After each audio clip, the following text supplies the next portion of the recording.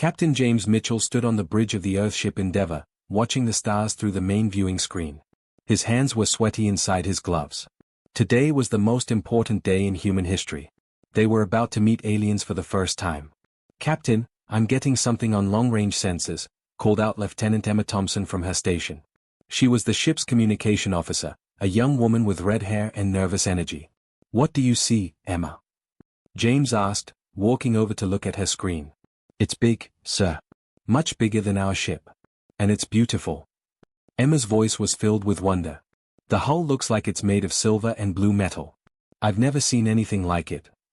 James felt his heart beating faster. 4 months, Earth scientists had been preparing for this moment. The aliens had sent a message to Earth saying they wanted to meet. The message was friendly. They said they came in peace. "Open a channel to Earth Command," James ordered. "Let them know we've made visual contact." Lieutenant David Harris, the ship's weapons officer, looked up from his console. "Sir, should I power down our weapons? As a sign of good faith?" James thought about it. Earth's leaders had debated this question for weeks. Some said they should show trust. Others said they should be ready for anything. "Keep them powered down but ready," James decided. "We want to appear peaceful, but we won't be helpless." The alien ship was getting closer now. It was at least 3 times the size of the Endeavour. Strange lights flickered along its hull in patterns that looked almost like writing. On the alien ship, Captain Veltar was preparing for the meeting too. He was a tall, thin creature with 4 arms and purple skin. His large black eyes reflected his excitement. This was his first diplomatic mission, and he wanted everything to be perfect. Communications Officer Zal, Veltar said to his subordinate, "Prepare the greeting protocol. Make sure the translation matrix is working correctly." "Yes, Captain," Zal replied. He was nervous too. The translation system was new technology, designed to turn their language into something the humans could understand. "Remember," Veltar continued, "we must make a good first impression. The humans are a young species. They've only had space travel for a few decades. We must show them that the Galactic Confederation is peaceful and welcoming." Back on the Endeavour, Emma was monitoring the alien communications systems. "Captain, they're trying to establish contact. I'm getting some kind of transmission." "Put it through the universal translator," James ordered. Earth scientists had built the device based on mathematical principles they hoped would work with alien languages. The alien ship moved closer. Both crews watched each other through their viewing screens. The moment had arrived. Captain Veltar activated his communication system. In his own language, he spoke the traditional Confederation greeting. "Greetings, beings of Earth. We are the Zephyrian Confederation. We come to your system offering friendship, knowledge, and peaceful exchange between our peoples. We hope this will be the beginning of a long and beneficial relationship." The message traveled through space to the human ship. The Confederation's translation matrix received Veltar's words and began converting them into human language. But something went wrong. A small error in the programming, a tiny mistake in the conversion protocols, changed everything. The computer translated peaceful words into threatening ones. It changed friendship into dominance. It turned beneficial relationship into total submission. Emma's face went pale as she heard the translated message through her headphones. "Captain," she said in a shaking voice, "you need to hear this." James put on the headphones. What he heard made his blood run cold. "Greetings, humans of Earth. We are the Zephyrian Confederation. We come to claim dominance over your system and demand your total submission to our authority. Your species will serve us, and resistance will not be tolerated." James ripped off the headphones. "Are you sure that's what they said?" "The translation computer confirmed it twice, sir," Emma replied. "They're demanding our surrender." On the alien ship, Veltar was waiting happily for the human response. He expected words of welcome, maybe some questions about the Confederation. Instead, the human ship's weapon system suddenly came online. Red lights flashed across the alien sensors. "Captain," called Zal in alarm. "The humans are powering their weapons." "That can't be right," Veltar said. "Run a diagnostic on their systems." But there was no time. James had made his decision. "Emma, open a channel to the alien ship. Full power." "Channel open, sir." James spoke clearly and firmly. "This is Captain James Mitchell of the Earthship Endeavour. We have received your demand for surrender. The answer is no. Humanity will never bow to alien masters. If you want a war, you'll get one." Veltar heard the translation of James's words and couldn't believe it. War? What are they talking about? We offered friendship. Sir, Zal reported, their weapons are locked onto us. Raise shields. Veltar ordered. Try to contact them again. But James wasn't listening anymore. David, target their engines. Show them we mean business. Missiles away, sir. David announced. The human missiles struck the alien ship's engine section. Alarms blared throughout the Confederation vessel. Veltar watched in horror as his peaceful mission turned into a nightmare. Return fire, someone shouted, but Veltar raised his hand. No. There's been a mistake. This is a diplomatic mission. But the humans were already jumping to hyperspace, racing back to Earth to warn everyone that the aliens had declared war. Veltar stared at the empty space where the human ship had been. Somewhere, somehow, everything had gone terribly wrong. The massive doors of the Galactic Council chamber slid open with a deep rumbling sound. Representatives from 47 different alien species walked quickly to their seats. The emergency session had been called within hours of receiving the report from Captain Veltar's damaged ship. Admiral Kresh stood at the center of the circular room. He was a large, muscular creature with gray skin and 3 eyes. His military uniform was covered with medals from a dozen different wars. He had never lost a battle in 30 years of service. Fellow council members, Kresh began, his deep voice echoing through the chamber, we face an unprecedented situation. A newly discovered species has declared war on the entire Galactic Confederation. Murmurs of disbelief rippled through the crowd. Councillor Thane, a blue-skinned being with tentacles instead of arms, raised one of them to speak. Admiral, surely there must be some mistake. New species always need time to understand galactic politics. Perhaps they simply misunderstood our intentions. Kresh activated a holographic display showing the human ship Endeavour. The primitive vessel looked tiny compared to the sleek Confederation ships surrounding it. There was no misunderstanding, Kresh replied firmly. Captain Veltar sent a standard peaceful greeting. The humans responded by opening fire and declaring war on all of us. Their exact words were that they would never bow to alien masters. Councillor Mora, a tall creature covered in silver fur, stood up from her seat. These humans, what do we know about them? The hologram changed to show Earth and its solar system. The planet looked small and blue, with only a few space stations visible around it. They call their world Earth, Kresh explained. They achieved faster-than-light travel only 52 standard years ago. They have barely explored beyond their own solar system. Their technology is primitive by our standards. Another counselor, a green-scaled reptilian named Vex, hissed as he spoke. How many ships do they have? How large is their military? Intelligence reports suggest fewer than 300 interstellar vessels, Kresh answered. Most are cargo ships and research vessels. They have perhaps 50 ships that could be considered military-grade, though their weapons are basic energy cannons and chemical rockets. Laughter filled the chamber. The idea of chemical rockets being used in space warfare seemed absurd to species that had been fighting with plasma cannons and quantum torpedoes for thousands of years. What about allies? Asked Councillor Thane. Surely no species would declare war on us without support. None, Kresh said. The humans have made no contact with any other species until now. They are completely alone. Meanwhile, billions of light-years away, Captain James Mitchell stood in the command center of Earth Defense Station, orbiting high above his home planet. The room was filled with military officers and government officials, all talking at once. Order! Order! Shouted President Helen Walker, banging her hand on the metal table. She was a small woman with gray hair, but her voice commanded respect. Captain Mitchell, tell us exactly what happened. James activated his personal recorder. The alien message played through the room's speakers. We come to claim dominance over your system and demand your total submission to our authority. Silence fell over the room. General Patricia Nelson, head of Earth's military forces, was the first to speak. How many ships do they have? She asked. We detected at least 3 separate fleets moving toward our system, James replied. Each fleet contains more ships than our entire Space Force combined. Dr. Robert Foster, Earth's top scientist, studied the data on his tablet.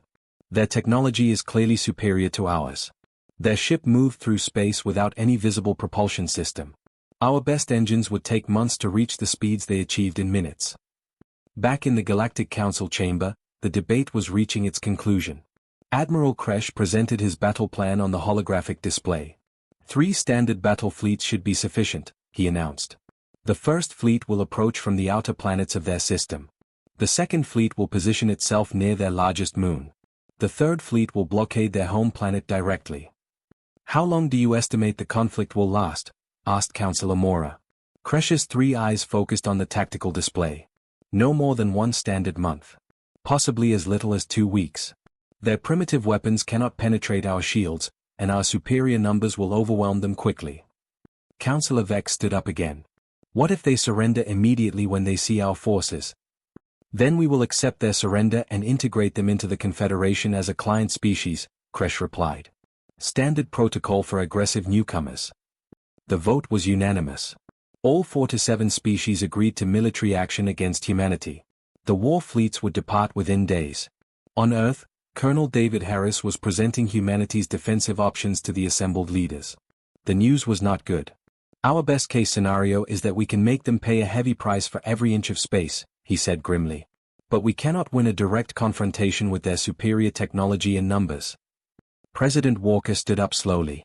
Her face was pale but determined. Then we won't fight them directly, she said. We'll fight them the human way. We'll be unpredictable. We'll use every advantage we can find. And if we're going to lose, we'll make sure they never forget the price of underestimating humanity. General Nelson smiled for the first time since the crisis began. I like the sound of that, Madam President. Let's show these aliens what humans do when cornered. Across the galaxy, 2 species prepared for a war that would change everything. Neither side truly understood what they were about to face. The transformation began within hours of President Walker's declaration. Every factory, shipyard, and mining station across the solar system received the same urgent message: convert everything to war production immediately. Engineer Rebecca Foster stood in the main assembly bay of Asteroid Station Omega, watching her crews tear apart mining equipment with welding torches and plasma cutters. She wiped sweat from her forehead as she shouted orders over the noise. Take the drilling lasers from Unit 7 and mount them on the weapon platforms, she called to her team. If they can cut through solid rock, they can cut through alien ships. Her assistant, Technician Mark Thompson, ran up with a tablet full of schematics. Rebecca, the military wants to know if we can turn the ore haulers into missile platforms. Rebecca looked at the designs and grinned. Those cargo bays can hold a lot more than ore. Get me 50 of the biggest haulers we have. We're going to fill them with every explosive device we can build. Across the solar system, similar scenes were playing out. On Mars Colony, Dr. William Chen was working with a team of computer programmers to modify the colony's automated mining drones. The aliens expect to fight organized fleets, he explained to his team. They won't be ready for thousands of small, smart machines that can think and act independently. His colleague, programmer Lisa Anderson, looked up from her computer screen. I figured out how to make them work together like a swarm of bees. One gives orders, the others follow instantly. Perfect, Williams said. Program them to target the biggest enemy ships first. If we can't match their firepower, we'll overwhelm them with numbers. Admiral Marcus Webb coordinated the massive effort from Lunar Command Station. His office walls were covered with screens showing every human installation in the solar system. Red dots marked military positions, blue dots showed civilian areas being evacuated, and green dots indicated new weapon platforms coming online. Status report, he said to Colonel Jennifer Clark, his chief of staff. All civilian populations have been moved to the inner planets, Jennifer replied, reading from her tablet. Every asteroid mining station has been converted to military use.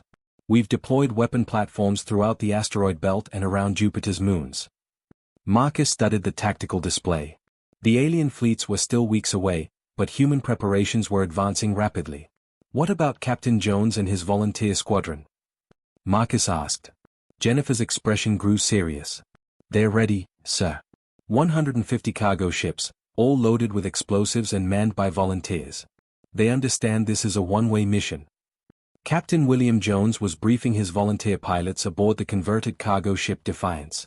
The men and women around him had all volunteered for what everyone knew was a suicide mission. Listen carefully, Jones said, his voice steady and calm. Our job is simple. When the alien fleets arrive, we fly straight at their biggest ships. We get as close as possible before detonating our cargo holds. Pilot Sarah Murphy raised her hand.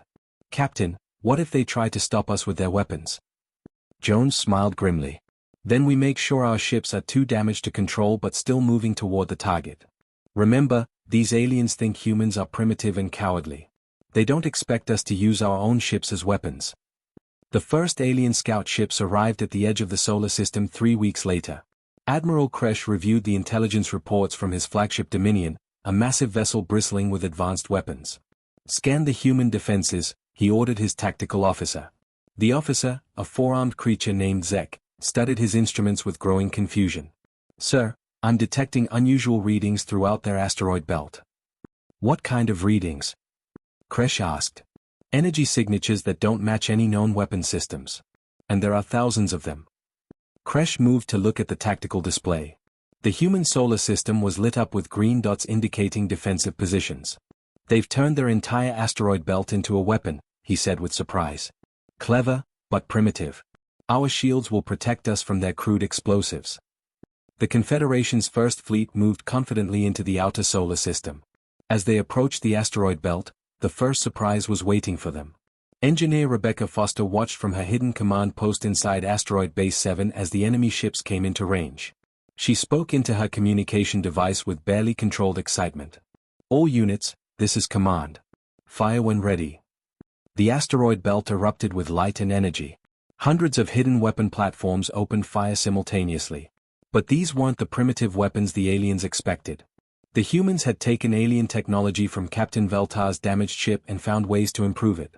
Direct hit on their lead cruiser, reported technician Mark Thompson. Their shields are failing. Admiral Kresh stared in shock as his advanced warship took damage from what should have been primitive weapons. How is this possible? Their technology was decades behind ours. His tactical officer Zek was frantically scanning the human weapons. Sir, they're using our own energy signatures against us. Somehow they've learned to duplicate our weapon frequencies.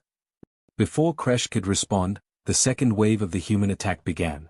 Thousands of small drones swarmed out of hidden asteroid bases, moving like an angry cloud of metal insects toward the alien ships. Dr. William Chen watched from Mars as his creations went to work. Each drone was small and fast, programmed to find weak spots in enemy ships and exploit them. They are targeting the alien sensor arrays, programmer Lisa Anderson reported excitedly. The enemy ships are going blind.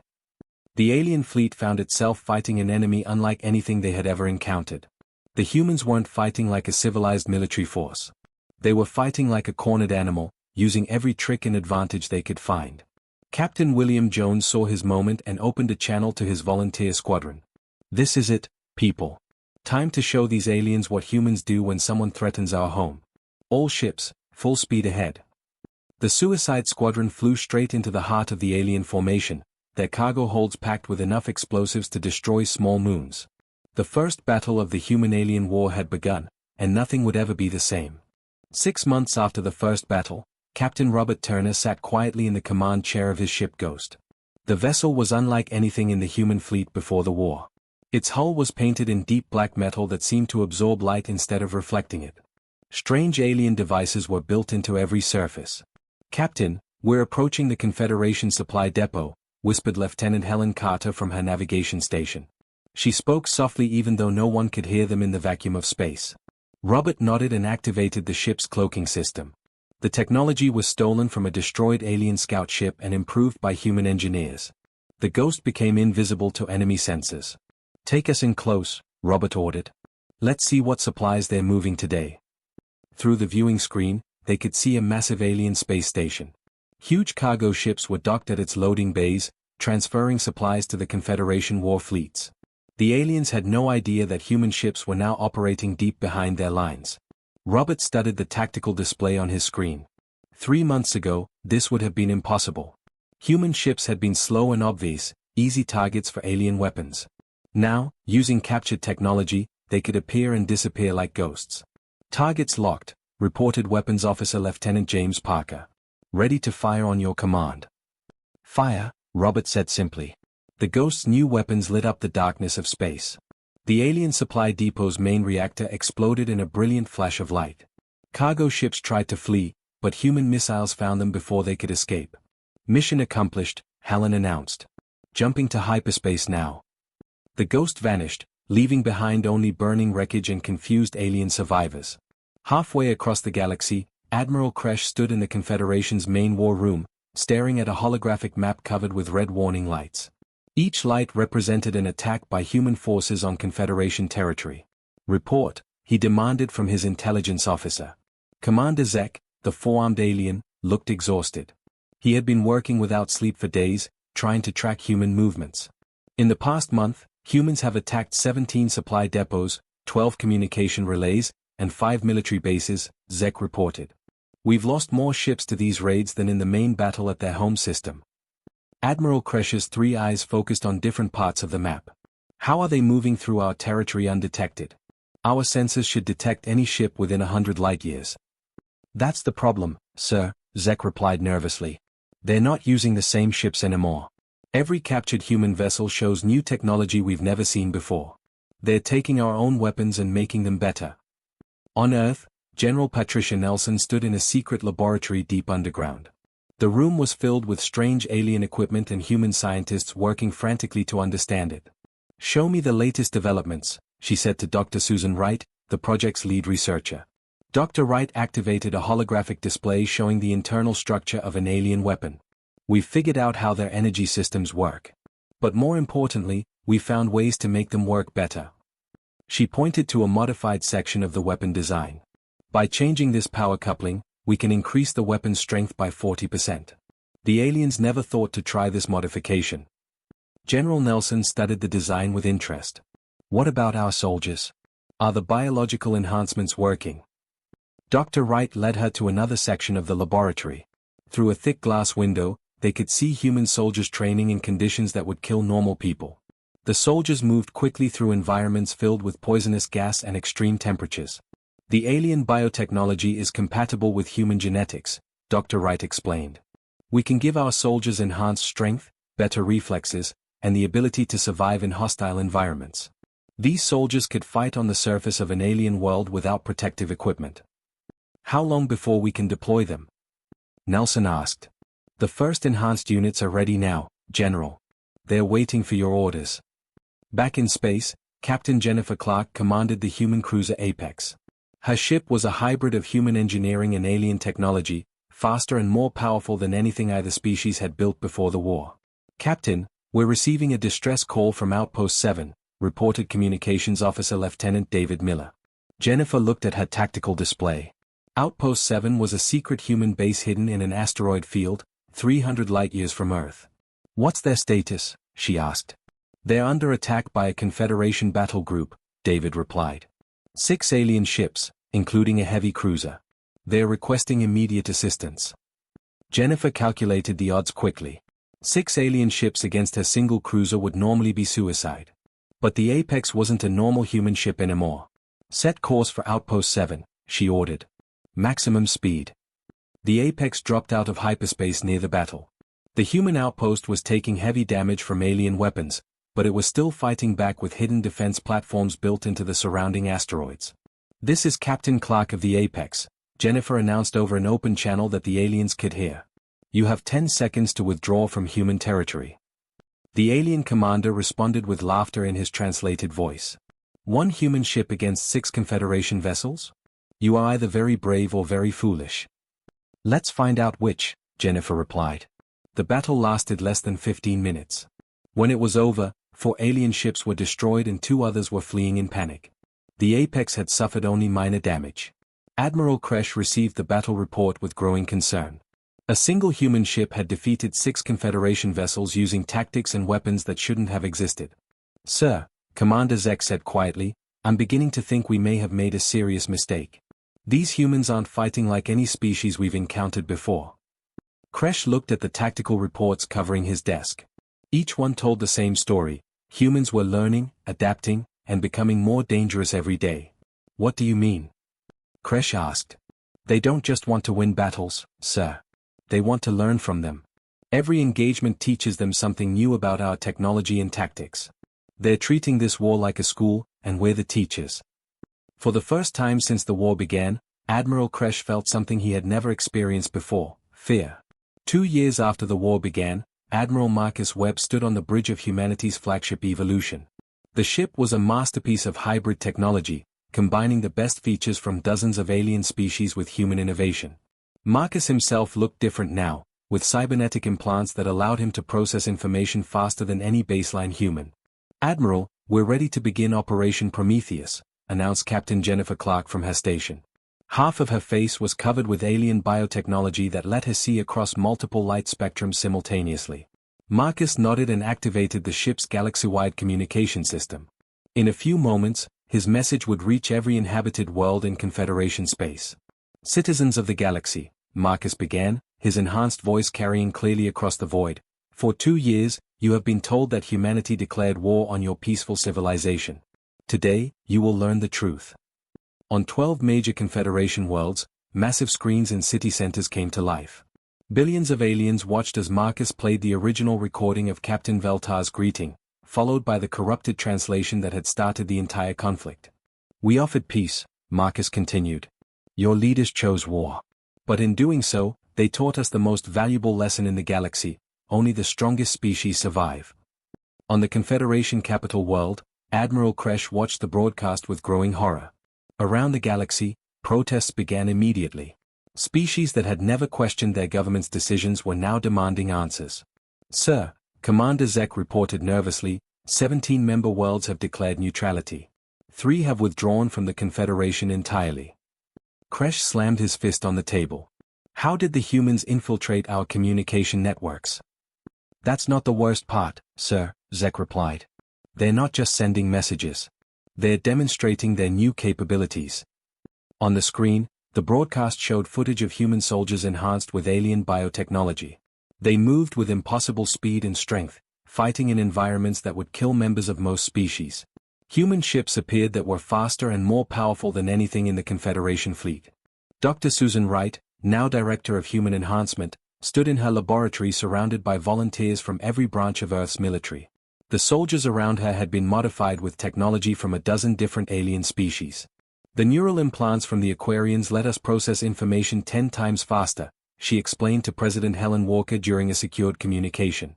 "The physical modifications from the hegemony species give us strength equal to their best warriors.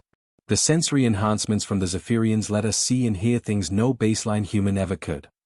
President Walker studied the enhanced soldiers with a mixture of pride and concern. "Are they still human, Dr. Wright?" "They are what humanity is becoming, Madam President," Susan replied. "Evolution in action." In the depths of space, Captain Robert Turner's stealth ship Ghost approached the Confederation's most heavily defended military station. His mission was the most dangerous yet attempted: capture the enemy's supreme commander. "Remember," he told his enhanced crew, "we take Admiral Kresh alive. Command wants him to see what humans have become." The Ghost penetrated the station's defenses without being detected. Turner's enhanced soldiers moved through the alien corridors like shadows, their modified bodies allowing them to operate in the station's hostile atmosphere without protective equipment. Admiral Kresh was in his command center when the lights went out. Emergency power kicked in, bathing everything in red light. Through the smoke of damaged systems, he saw figures moving toward him. "Surrender," said a voice in perfect Confederation standard. "You're coming with us." Kresh drew his sidearm, but the human soldier moved faster than his eyes could follow.